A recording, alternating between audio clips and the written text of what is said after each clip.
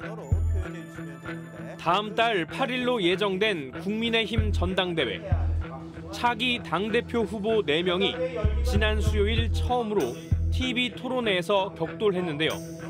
아주 민감한 질문이 OX 퀴즈 형식으로 던져졌습니다. 윤석열 대통령이 이번 전당대회에 마음에 든 후보가 있다. 이른바 윤심이 있냐 없냐 물어본 겁니다. 누구 한 사람을 염두에 두고 할 리가 없습니다. 서로 나의 배우자가 누가 될 것이냐 관심을 가지는 것이 당연한 것이지. 윤심은 없다고 그렇게 말씀을 하셨으니까 그 말씀 그대로 지키리라고 믿습니다. 온 국민이 다 아시고 저희 당의 당원이나 지지자들도 아마 대부분 다 아실 겁니다. 누구를 선호하시는지. 윤심 후보가 있다는 답이 2명, 없다는 1명, 없다고 믿는다는 답변 등 다양한 반응이죠. 후보들 간의 미묘한 입장 차이가 엿보입니다. 실제로 이번 당대표 선거의 최대 쟁점, 다름 아닌 윤심입니다. 유력 당권 주자로 꼽혀왔던 유승민, 나경원 전 의원이 잇따라 출마를 포기한 것도 무관하지 않죠. 총선을 1년여 앞둔 시점에 그것도 여당의 전당대회지만 정책이나 비전을 통한 경쟁은 거의 보이지 않습니다. 그 사이 윤석열 대통령이 지나치게 당무에 개입한다는 논란도 점입가경, 갈수록 커지고 있습니다. 나경원 전 의원이 뜻을 접었을 때만 해도 이제 판세는 윤심을 등에 업은 김기현 후보가 주도할 걸로 예상됐습니다. 하지만 뜻밖의 안철수 후보의 지지율이 급상승했습니다. 그러자 나 전 의원을 향했던 용산 쪽의 포문이 이번엔 안철수 후보를 향했습니다. 빌미가 된 건 안 후보의 윤안 연대 발언이었습니다. 유난히 잘 되는 연대, 유난연대로 열심히 이번 총선을 치러서 이른바 윤핵관을 정면으로 비판한 것도 미움을 샀죠. 윤핵관에서 너무 좀 심하고 무리하게 사람들을 쳐내고 자기들만의 어떤 아성을 구축하고 그랬더니 윤 대통령의 직접 경고가 나왔습니다. 실체도 없는 윤핵관 표현으로 정치적 이득을 보려는 사람은 앞으로 국정 운영의 방해꾼이자 적으로 인식될 것이라는 발언이 언론에 보도된 겁니다. 대통령의 핵심 참모도 공개 저격에 나섰습니다. 안윤연대라는 표현을 누가 썼습니까? 그건 정말 잘못된 표현입니다. 대통령과 후보가 어떻게 동격이라고 지금. 사흘 뒤 이진복 수석은 아무 말도 안 하면 아무 일도 안 일어날 것이라며 노골적으로 압박 수위를 높였습니다. 전당대회에 출마한 후보들이 어떤 얘기를 해서 그에 대해서 당원들의 평가를 받는 거지 그걸 대통령이 이 얘기까지는 해도 되고 이 얘기는 하면 안 되고 그렇게 한다는 것 자체가 있을 수가 없는 일이죠. 윤 대통령의 멘토로 알려져 있고 김기현 후보 후원회장도 맡았던 심평 변호사는 기름을 부었습니다. 안 후보가 당대표에 당선되면 윤 대통령이 탈당할 수밖에 없다고 한 겁니다. 취임 1년도 안 돼서 레임덕 상태로 빠질 수도 있지 않을까 하는 그런 우려를 하지 않을 수가 없는 거죠. 이처럼 당대표 선거가 윤심을 둘러싼 다툼으로 귀결되면서 당심의 저항이 예사롭지 않습니다. 당원 6,000명을 대상으로 한 최고위원 여론조사 컷오프에서 박성중, 이만희, 이용 등 신윤계 현역 의원 3명이 탈락했죠. 반면 이준석 전 대표의 지지를 받는, 즉 반윤이라고 할 수 있는 허은하 의원, 김용태 전 청년 최고위원 등 3명은 모두 본선에 올랐습니다. 예상치 못한 결과 때문이었을까요? 컷오프 결과가 발표된 이튿날 친윤 당권 주자인 김기현 후보가 뜻밖의 발언을 합니다. 현재 여권에선 금기에 가까운 말이죠. 대통령 탄핵을 공개 토론회 자리에서 꺼낸 겁니다. 현재 권력과 미래 권력이 부딪혔을 때 차마 입에 올리기도 쉽지 않은 그런 탄핵이라는 사태까지 우리가 스스로 자초해서 겪었습니다. 대통령 임기 1년도 안 지난 시점에 다음 대통령 후보로 나서겠다는 분이 대표가 되면 그러면 이게 당내에 분란이 생긴다. 안철수 후보가 당권을 잡으면 대통령을 흔들 수 있다는 말인데요. 아무리 급해도 그렇지 선을 넘었다는 비판이 쏟아졌습니다. 대통령 탄핵 발언을 하면서 당을 분열의 늪으로 지금 몰아넣고 있습니다. 선거가 중요하고 아무리 본인의 지지율이 조급해도 정치에는 금도가 있는 겁니다. 윤석열 대통령 역시 당선 직후만 해도 당무와 거리를 두겠다고 약속했는데요. 당정이 긴밀히 협의해서 정책도 수립하고 집행하고 이런 피드백을 해 나가야 됩니다. 반면에 대통령이 된 저는 모든 공무원을 지휘하는 입장에 있기 때문에 당의 사무와 정치에는 관여할 수 없습니다. 하지만 거세지는 당무 개입 논란을 의식해서인지 요즘 들어선 말을 바꾸는 수준을 넘어 더욱 대담해지고 있습니다. 대통령실 관계자는 최근 대통령이 한 달에 300만 원 당비를 내고 있다. 국회의원보다 10배 더 내고 있다. 당원으로서 할 말이 없겠냐고 했는데요. 저도 대표할 때 당비 한 200 넘게 냈을걸요? 예. 제 말은 안 듣던데. 당비 200 가까이 내던 당대표는 맨날 뭐 뒤에서 총질하고 이렇게 하던 사람들이 지금 당비 300 내니까 말 좀 하자 이러는 거는 뭐 하여튼 원래 그런 사람들이지만은 장난하자는 건가. 이런 반발에도 불구하고 친윤계 의원들은 한술 더 떴습니다. 대통령이 당무에 관여할 수 있도록 아예 길을 열어줘야 한다는 겁니다. 미국 같은 경우에는 대통령이 후보를 지지할 수도 있어요. 프랑스 같은 경우에는 명예당수지 않습니까? 그래가지고 집권 세력의 정당, 집권 정당의 책임 정치가 가능하거든요. 미국과 프랑스까지 거론했는데요.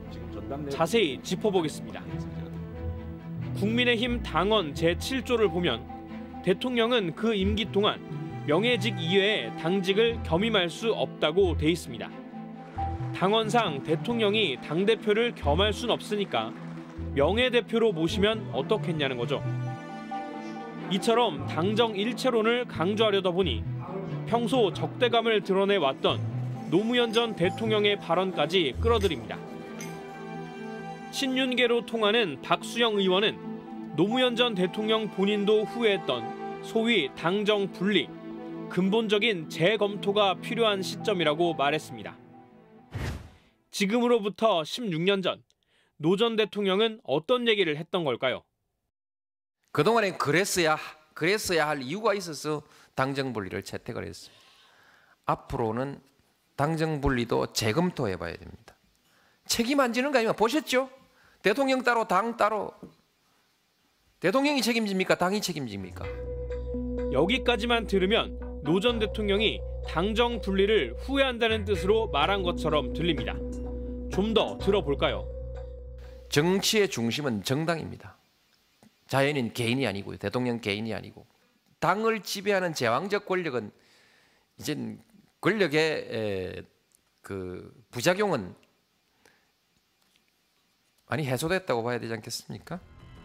제왕적 권력의 부작용은 해소됐다.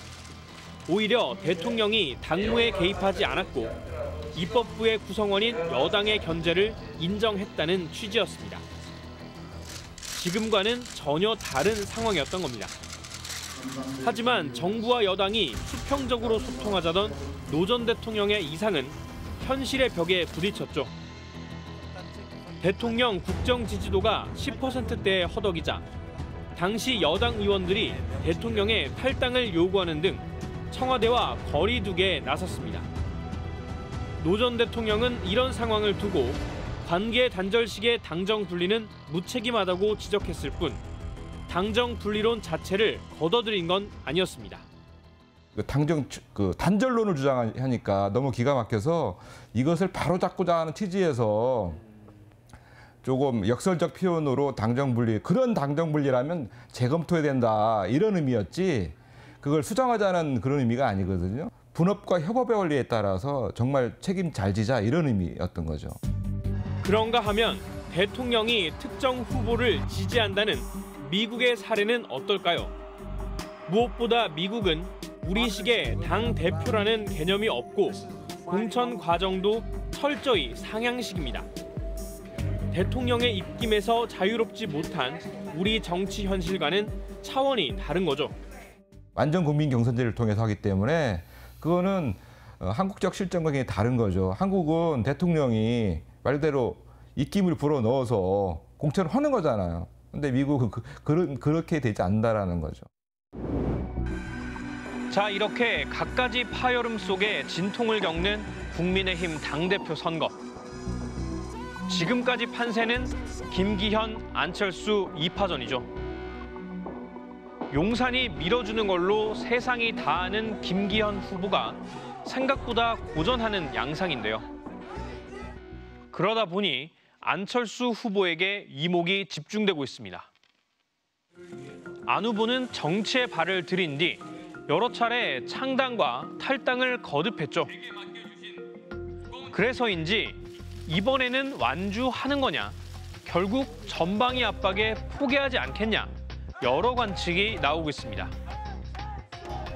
지난 대선 막판 극적인 단일화에 성공하며 첫 손에 꼽히는 개국 공신인데 지금은 왜 이런 수모를 겪고 있는 걸까요? 2000년대 중반 청년들의 멘토로 떠오른 안철수 후보는 정치권에서도 최우선 영입 대상이었습니다. 서울대 의대 출신 컴퓨터 백신 개발자, 또 성공한 벤처 사업가로 주목받았죠. 정치에 정식 입문하기 전인 2011년 서울시장 보궐선거에서 1순위로 각광받았는데요. 50%나 되는 지지율을 기록하고도 5%에 불과했던 박원순 당시 후보에게 선뜻 양보하면서 주가는 더욱 올라갔습니다. 저는 이번 서울시장 보궐선거에 출마하지 않기로 했습니다. 새정치의 상징으로 집중 조명을 받으면서 2012년 대선에 출마했죠. 하지만 투표 한 달을 앞두고 문재인 당시 민주통합당 후보와 단일화한 뒤 사퇴했습니다. 저는 오늘 정권 교체를 위해서 백의종군할 것을 선언합니다. 이후 정치인 안철수는 변신을 거듭합니다. 2013년 국회의원 보궐선거에서 당선된 뒤 민주당과 합쳐 새정치민주연합을 창당합니다. 하지만 2014년 지방선거와 재보선 등에서 고전하자 공동대표직에서 물러났고 결국 이듬해 탈당해 2016년 국민의당을 만듭니다. 저를 포함해서 모두 이 광야에서 죽을 수도 있습니다. 그래도 좋습니다. 총선에서 호남을 중심으로 녹색 돌풍을 일으키며 3당 체제의 한 축을 이뤘습니다. 재기의 발판을 마련한 순간이었죠. 그러나 박근혜 전 대통령 탄핵으로 열린 대선에서 3위에 그칩니다. 이후 바른정당과 합당해 바른미래당을 만들었다가 국민의당을 재창당했습니다. 재작년에는 오세훈 서울시장과 시장 후보 단일화에 나섰다 패배했고 이어 작년 대통령 선거 국면에서는 단일화는 없다며 완주 의지를 보이기도 했는데요. 1년만 지나고 나면 내가 그 사람 뽑은 손가락 자르고 싶다고 또 그럴 겁니다. 새 정치의 기대감 속에 진보 쪽 정당의 대표로 시작한 정치 이력. 어느새 그는 보수 여당의 대표 후보에 이르렀습니다. 대통령이라는 목표를 두고 바꿔왔어요. 늘 단일화해왔어요. 그러면서 새정치라는 용어를 썼는데 그렇기 때문에 국민들이 다 알아버리잖아요. 그래도 보수 정치인으로서 시작은 괜찮아 보였습니다. 대통령직 인수위원장을 맡아 윤 대통령과의 공동정부 구상이 현실화되나 싶었는데요. 기대는 한 달 만에 물거품이 됐습니다. 장관 인사 문제로 갈등을 빚던 안 위원장이 한때 잠적까지 했던 겁니다. 공직을 맡았는데 24시간 가출을 하고 잠적을 한다 하는 것에 대해서 굉장히 그 분개를 하셨고요. 반면 당시 인수위의 한 관계자는 스트레이트와의 통화에서 억울함을 토로하기도 했는데요. 참모들이 인수위원장의 항의 표시가 너무 약한 것 아니냐고 할 정도였지만 그만큼 윤석열 정부의 성공을 우선으로 했다고 당시 분위기를 전했습니다. 결국 국민의힘 당대표 경선은 이른바 당정 일체의 과거로 돌아가려는 쪽과 진보에서 보수까지 옷을 갈아입어온 쪽의 대결 구도로도 이해할 수 있습니다. 어느 때보다 복잡한 국면인데요. 정치권의 대표적인 책사, 킹메이커로 통하는 김종인 전 국민의힘 비상대책위원장 얘기 좀 더 들어봤습니다. 이 정부 들어와서 제일 강조된 게 뭐예요? 공정과 정의가 강조되는 거 아니에요. 예, 그러면 당연히 당의 소위 전당대회 행사라는 것이 그 기준에 맞게 돼야지. 그 공정이 파괴될 것 같으면 결과도 후유증이 더 크지 않겠나 이렇게 봐. 따라서 1년 뒤 총선에서 여당의 승리를 장담할 수 없다고 했습니다.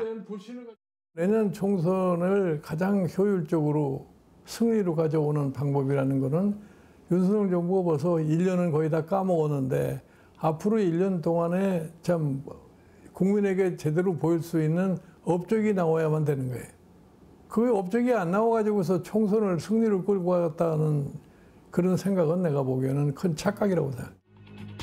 재작년 이준석 돌풍은 당의 변화와 정권 교체에 대한 열망이었다며 이번에도 친윤이냐 아니냐보다는 총선 승리 가능성을 높이는 쪽으로 전략적 투표를 할 거라고 전망했습니다. 총선이 승리를 하려면 어떠한 대표가 나와야 되느냐는 것을 생각을 많이 할 거예요. 옛날처럼 맹목적으로 대통령의 말이니까 거기 따라야 되겠다고는 그렇게는 내가 보기에 결과가 안 나타날 거고. 최근 윤석열 대통령 국정 지지도 조사에서 부정평가의 이유 1위는 바로 경제, 민생, 물가였습니다. 민심은 윤심이 아니라 민생을 주문하고 있는 겁니다. 협박 가지고, 공갈 가지고 국민들이 먹히지 않아요. 민심이 천심입니다. 민심이 당심을 움직이지 당심이 민심을 못 움직여요. 그리고 그것은 내년 4월 총선을 앞두고 필패의 길로 가는데 어떤 국민의힘 당원들이 그러한 공갈과 협박에 굴복할 것이며. 대통령은 국민으로부터 5년 동안에 저희 나라를 운영을 하는 위임을 받은 사람 아니에요. 그러니까 그 5년 동안에 국가와 국민을 위해서 내가 어떠한 일을 하고 떠나느냐 하는 것이 거기에 몰두를 해야지. 내년에 총선은 국민이 결정하는 거 아니에요. 그 국민이 결정을 하는 데는 결국은 이 정부의 업적이 내년 국민에게 어떻게 심판을 받느냐 거기에 달려 있는 거예요.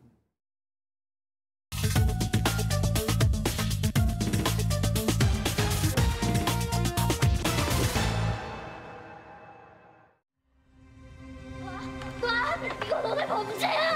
제발 누가 좀 도와주세요! 아니 왜 없는 것들은 인생의 권선징악, 인과응보만 있는 줄 알까? 학교 폭력을 소재로 한 드라마입니다. 피해자가 당한 학교 폭력을 나중에 어른이 돼서 되갚아주는 내용인데요. 미용기구로 몸을 지지는 드라마 속 폭력. 지난 2006년 청주의 한 중학교에서 실제 있었던 일입니다. 구멍이 들어서 지금 치료를 받고 있습니다. 가슴에는 예리한 도구로 긁힌 상처가 났고 미용기구로 지진 왼쪽 팔은 화상을 입었습니다. 당시 중학교 3학년이던 가해자는 법원에서 보호관찰 처분만 받았습니다. 17년이 지난 지금은 어떨까요? 드라마의 복수극이 허황되게 느껴지지 않을 정도로 학교폭력 피해자들은 여전히 고통에 시달리고 있습니다. 앞머리가 엉망으로 잘렸고 코는 부어올랐습니다. 손도 여기저기 긁혔습니다. 수업 끝나자마자 애들이 저를 잡아갖고 끌고 가면서 앞머리를 그냥 잘라버려갖고. 올해 중학교 2학년인 강모군. 입학한 지 한 달여 뒤부터 괴롭힘에 시달렸답니다. 가만히 있는데 막 일부러 어깨를 치거나 아니면은 막 일부러 때려놓고서 뭐 실수로 때린 척하거나 가만히 있는데 뭐 던지기도 하고 지우개나 연필 같은 걸로. 강군은 대인 기피와 우울 증상으로 집 밖에 나가지 못하게 됐습니다. 학교는 10달이나 빠졌습니다. 학교에서 이런 일이 발생할 경우 요즘 절차는 이렇습니다. 피해자가 신고를 하면 교육지원청의 학교폭력대책심의위원회, 이른바 학폭위가 열립니다. 그런데 강군과 어머니가 무엇보다 원망스러웠던 건 학교와 학폭위의 조치였다고 말합니다. 가해 학생 3명은 서면 사과와 피해자 접촉 금지 처분만을 받았습니다. 가해자들이 폭행과 괴롭힘을 부인해 머리카락을 자른 사실만 인정됐기 때문입니다. 여러 명이 그냥 분위기에 몰려서 자발하는 와중에서 학생과 학생이 이제 양팔을 붙잡았고 학생은 자기가 이제 머리를 잘라주는 게 합의됐다라고 착각해서 얼굴을 이렇게 살짝 잡아줬다라고 진술을 했습니다. 학교 측에 분리 조치를 요구했더니 피해자가 반을 바꾸라고 했습니다. 변학을 시켜주시든가 아니면 한 반에 있으니 분리를 시켜주세요 했더니 그 3명을 한 번에 분리를 못 시킨다는 거예요. 저희 아이는 한 명이기 때문에 분리가 가능하다고 얘기하시고요. 억울함을 견딜 수 없어 민사소송을 냈는데 가해자 측은 항소까지 했습니다. 이렇게 해서 받아낸 치료비와 위자료는 390만 원. 몸도 마음도 모두 지쳤습니다. 결국 강군 가족은 이틀 전 강원도 원주에서 아무 연고도 없는 경기도 이천으로 이사를 갔습니다. 지금 생활이 아무것도 안 돼요. 학교 얘기만 나오는 자체도 싫어하니까. 그래서 제가 이사 결정을 한 거죠. 5월 달부터 원래 입었어야 되는 건데 한 번도 못 입고 이사를 가야 되니. 왜 유독 학교폭력 사건에선 피해자를 2번 울리는 이런 일이 반복되는 걸까요? 학교폭력이 신고되면 학교 교사가 1차 조사를 벌입니다. 이후 피해자나 학교가 요구하면 교육지원청에서 학교폭력대책심의위원회가 열리는데요. 비유하자면 학교는 검찰, 학폭위는 법원 역할을 한다고 볼 수 있습니다. 하지만 현실에선 그 역할이 제대로 안 되고 있는 게 문제란 거죠. 수사권이 없잖아요, 저희는. 어느 한쪽 편을 감정적으로 들어드릴 수는 없잖아요. 양쪽이 주장하는 바가 다르시기 때문에 사실을 확인해서 교육지원청에 보내드리는 것. 신고한 장기간이었고 이러면 엄청나잖아요. 근데 그걸 2시간 동안 파악을 해요. 근데 그 위원님들이 막 전문성을 모두가 갖추신 분들은 아니거든요. 이렇다 보니 학폭위 결론에는 피해자도 가해자도 수긍을 못하는 경우가 많습니다. 경기도에 사는 중학생 정모군. 지난해 7월부터 2달 넘게 같은 반 아이들에게 괴롭힘을 당했습니다. 가해자들은 정군의 성기를 수차례 발로 걷어차고 욕설도 했다는데요. 너무 통증이 심하니까 비뇨기과를 가보니까 고환 혈종이라고 피가 이제 맺혀 있는 거죠. 약물 복용은 한 달 반 정도 했었던 것 같아요. 머리에 달걀을 맞기도 하고 목이 졸리기도 했습니다. 가해자가 뜨거운 국물을 식판에 넘치도록 부어서 손에 화상을 입었다고도 합니다. 너 왜 너 울어가지고 쳐 울어가지고 우리 혼나게 하냐. 우리 진짜 선생님 앞에서 반성하는 척하느라고 죽는 줄 알았다. 그딴 식으로 하면 너 죽여버리겠다. 둘러싸고 협박을 했을 때 그때부터 트라우마가 되게 컸다고 하더라고요. 당시 교육청 학폭위는 이 사안을 어떻게 다뤘는지 보겠습니다. 학폭위원이 괴롭힌 게 좀 있지 않았어요? 라고 묻자 가해 학생은 그런 건 없었어요 라고 답합니다. 성기를 잡은 건 있나요? 아니요. 덜 아프게 때렸다 이거죠? 네. 이런 식으로 사실 확인만을 위한 짧은 질문과 답변이 오갑니다. 결국 가해 학생 2명은 서면 사과와 접촉 금지, 교내 봉사 5시간 처분을 받았습니다. 정신과 진료까지 받고 있는 피해자에게 납득 못할 결과였지만 가해자도 불만이었습니다.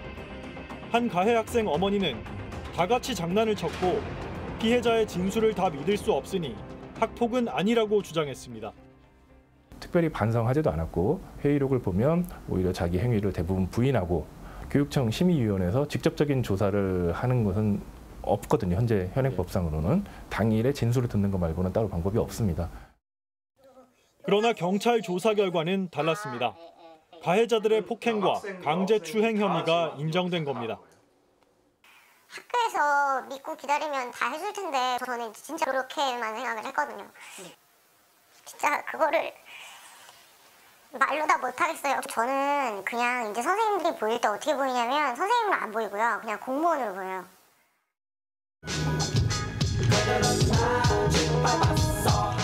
H.O.T 데뷔곡 전사의 후예입니다. 1996년 나온 이 곡은 학교폭력 문제를 다루어 공감을 얻었는데요. 이즈음 경찰서마다 학교폭력 근절 대책협의회가 설치돼 이른바 불량서클 해체가 시작됐습니다. 2004년엔 피해자 부모들의 요구로 학교폭력 특별법이 제정돼 학교마다 학교폭력 자치위원회가 생겼습니다. 하지만 은폐 축소 논란이 컸습니다. 사실 학교폭력에 대해서 인정들이 잘 되지 않았었잖아요. 그리고 그거는 애들끼리의 장난이지 저게 무슨 학교폭력이야. 그러니까 학교에서 이걸 어떻게든 안에서 눌러서 덮으려고 할 수밖에 없는 상황이었었어요. 근데 학교폭력 대책의 전환점은 2011년 대구 중학생 자살 사건이었습니다. 권승민 군이 동급생에게 물고문과 구타, 금품 갈취를 당하다 유서를 남기고 스스로 목숨을 끊었는데요. 목에다가 뭐 줄을 감고 잡아 끌고 뭐 그런 얘기들, 뭐 물고문도 하고 뭐 저는 그게 그러니까 아니라고 생각했어요. 시체를 이제 확인을 하라 해서 확인하는데 그 말이 맞겠다 이 생각이 들었어요. 왜냐하면 온몸에 다 멍이었거든요. 정부는 한 달 반 만에 가해자 엄중 처벌 방침을 내놨습니다. 그 신고해봐야 아무 소용없다 하는 그런 또 분위기도 많이 확산이 되었습니다. 그런 측면에서 보면 이제 가해 학생에 대한 즉각적인 조치는 필요한데요. 이 밖에도 학교폭력자치위원회의 권한 강화, 학폭 처분 결과에 생활기록부 기록 등이 포함됐는데 오히려 처분받았으니 끝이라는 잘못된 인식이 자리 잡게 됐다고 합니다. 가해 학생들은 나는 이제 이 학폭에 대해서 벌 다 받았다. 난 떳떳하다. 약간 이런 식으로 나오는 경우가 많으니까. 근데 피해 학생들은 계속 그걸 보고 상처를 받고 나는 아직도 힘든데 쟤는 너무 잘 살고 있네. 2020년부터는 조사는 학교가 하고 처분은 교육청 학폭위가 분담하는 현행 제도가 도입됐습니다. 하지만 처분을 학폭위가 맡다 보니 일선 학교에선 마치 행정 업무를 하듯 가해자와 피해자 진술을 기계적으로 정리해서 넘기고 있다는 지적이 나옵니다. 관리자분들은 쏙 빠지고 저경력자, 기간직 의사들이 결국에는 폭탄 돌리기 업무처럼 심각한 학폭은 오히려 그 피해자를 보호하지도 못하면서 과잉 신고와 학교 구성원들 간의 갈등과 비교육적인 측면만 오히려 양산하고 있지 않나. 학교폭력위원회의 구성도 바꿔야 한다는 목소리가 나옵니다. 전국교육지원청 176곳에 있는 학폭위원은 재작년 기준 5,800여 명. 이들 중 학교폭력 전문가로 분류할 만한 위원은 경찰과 법조인, 의사 등 다 합쳐봐야 10명 중 2명꼴입니다. 이들마저도 심의에 참석을 안 하는 경우가 많습니다. 학폭위에 본업을 팽개치고 와서 참여해가지고 판단을 하기가 쉽지가 않거든요. 꼼꼼히 보기가 어려운 환경이다 보니까 법률 해석을 그르친 채 잘못된 판단을 하는 경우가 종종 발생하고 있습니다. 이렇게 운영되는 학폭위가 가해자에게 내릴 수 있는 처분은 1호부터 9호까지 있는데요. 1호가 서면 사과, 9호는 퇴학입니다. 피해자들이 가장 원하는 건 이 퇴학보다 한 단계 낮은 전학인데 전체 처분의 2% 수준입니다. 물론 엄벌만이 능사는 아닐 겁니다. 하지만 피해자 입장에선 이 보복과 또 다른 괴롭힘이 두려울 수밖에 없죠. 이런 피해를 막기 위한 제도가 아예 없는 건 아닙니다. 스쿨폴리스 한 명이 평균 5,000명을 담당한대요. 일단 스쿨폴리스 인력을 많이 늘려야겠대요. 후보님, 추진할까요? 좋아, 빠르게 가! 학교마다 담당 경찰관을 정해 학교 폭력 조사와 선도 활동을 하게 하는 스쿨폴리스. 윤석열 대통령은 후보 시절 이 인력을 대폭 늘리겠다고 공약했습니다. 경찰청은 인수위원회 업무보고에서 학교 전담 경찰관을 매년 1,000명씩 5년 동안 5,000명 늘리겠다고 했는데요. 실제로는 어떨까요? 임기 시작 무렵 정원이 1,122명이었는데 지난해 말엔 1,023명으로 오히려 99명이 줄었습니다. 올해 경찰청 스쿨폴리스 운영 계획에서도 인력 증원과 관련 예산은 빠졌습니다. 현재 경찰관 1명이 담당하는 학교 수는 12곳이 넘습니다. 학교 폭력 피해자들을 위한 치유센터도 있기는 합니다. 그러나 서울, 대전, 대구, 광주에 하나씩만 있을 뿐입니다. 가해 학생 처벌 중심이 아니라 피해 학생 보호, 그다음에 회복 중심의 정책으로 전환해야 될 필요가 있고요. 이 학생들이 쉴 수 있는 공간, 그다음에 이 가정의 학부모님들이 조금 보호받으실 수 있고 치유될 수 있는 이런 부분들이 많이 좀 늘어나야 된다고 생각하고요. 학교 폭력 피해자는 오랫동안 우울, 불안 등의 후유증을 겪는데 오롯이 피해자와 가족들 몫으로 남습니다. 그날이 이게 2011년 12월 20일이거든요. 겨울을 싫어해요. 추운 걸 싫어해요. 약간 이제 우울증 증상 같은 게 와요. 말하기 싫고 그리고 밤에 잠도 잘 안 오고 그런 증상은 뭐 지금까지 계속 그래요. 여전히 현실을 따라가지 못하는 대책. 그러다 보니 학폭 피해자들이 세상을 등지는 안타까운 사연도 계속되고 있습니다. 지난 2020년 계속 돈을 요구하는 친구들을 학교 폭력으로 신고한 중학생 오모군. 하지만 학폭위를 열지 않고 용서하기로 했습니다. 그런데 또 다른 괴롭힘의 시작이었습니다. 친구들 사이에서 뭔가 잘못한 것처럼 이렇게 얘기가 돌고 PC방에서 뒷자리로 일부러 와서 계속해서 시비를 걸고 엘리베이터 앞에서 기다리고 있다가 또 다시 시비를 걸고 어딜 가도 빠져나갈 수 없는 그런 여건을 만든 게 아닌가. 오군은 작년 11월 스스로 생을 마감했습니다. 한 달 뒤에 찾아간 아들의 유골함. 그곳에서 부모는 친구의 편지를 발견했는데요. 넌 그 위에서 모두를 용서했을지 모르겠는데 난 그게 안 돼. 걔네랑 같은 공간에 있는 게 많이 힘드네 라고 적혀 있었습니다. 수소문 결과 오군은 숨지기 전날 밤 공원으로 불려나간 걸로 확인됐습니다. 이후 다른 친구에게 사과하고 끝났다. 다 내 잘못이고 까불지 말고 조용히 살라는 말을 들었다는 내용의 메시지를 남겼는데요. 친했던 애들도 등을 돌릴까 봐 친한 친구들도 그거에 되게 불안감이 컸던 것 같아요. 엄마 아빠 아들도 태어났는데 왜 안 한다고 그 말이 너무 가슴이 아파요. 부모는 진상규명을 위해 학폭위를 열어달라고 요구했습니다. 하지만 학교 측은 이미 학생이 숨져 알아봐야 한다고 했습니다. 가해 학생이든 피해 학생이든 다 살아있는 상태라면 후속 접수가 들어왔을 때 그에 따라 저희가 이제 조사를 하고 지금은 이제 조금 상황이 특수하잖아요. 담임교사의 반응은 더욱 냉담했습니다. 권한 있고 책임 있는 결정을 내릴 입장이 아니라는 말씀 잘하고 싶습니다. 이게 학폭이 아닙니까? 전 거기에 대해 제가 판단할 권한도 없고요. 미뤄 짐작컨대 지금 녹음하고 계실 거라고 믿고요. 우여곡절 끝에 오군이 숨진 지 석 달 만인 이번 주에 학폭위가 열리는데요. 학교 측은 조사 내용을 공개할 수 없다면서도 관련 학생들 주장이 오군 부모 주장과 상반된다고 밝혔습니다. 다른 나라의 학폭 대책은 어떤지 살펴봤습니다. 미국은 가해자에 대한 무관용 원칙을 바탕으로 피해자에 대한 지원에도 적극적입니다. 교사 4명 가운데 1명꼴로 상담 교사를 두고 심각한 사안은 주 정부에서 직접 조사에 나섭니다. 일본은 집단 괴롭힘의 경우 학교가, 폭력 사건은 경찰이 개입하는 분리 정책을 쓰고 있습니다. 국내에서도 가벼운 사안은 교육적 해법을 찾고 필요할 때 외부 기관이 개입하는 체계를 만들어야 한다는 목소리가 나오고 있습니다.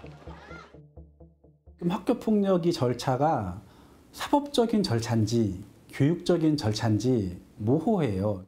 지금과 같은 제도로 갈 거라면은 아예 그냥 사안 조사도 전문적인 사안 조사를 하는 인력을 따로 마련을 해서 학폭위 도입 10년, 학폭위 만능주의에 빠져 궁극적 목적을 잃게 된 건 아닌지 되돌아볼 시점이 됐습니다.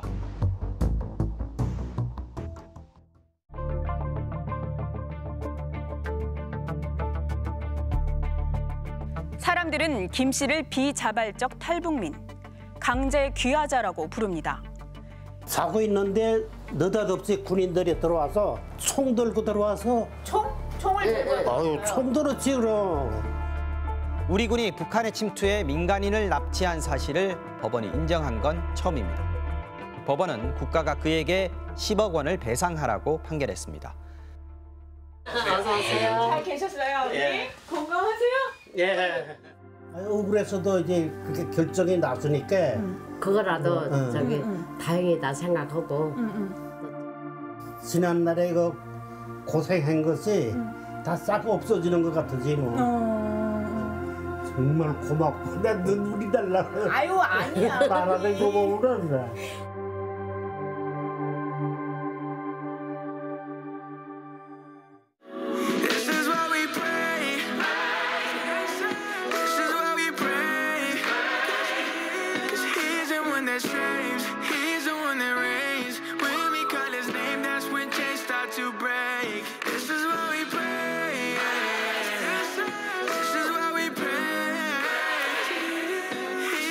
everything.